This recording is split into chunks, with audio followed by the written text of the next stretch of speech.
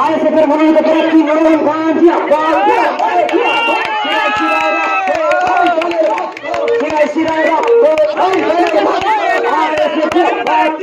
ভাইখানের মনোনীত প্রার্থী অ্যাডভোকেট নুরুল ইসলাম খান সাহেবকে আগামী 7 নম্বর প্রধান থেকে কম চিহ্ন ভোট দিয়ে বিপুল ভোটে জয় করতে পারে।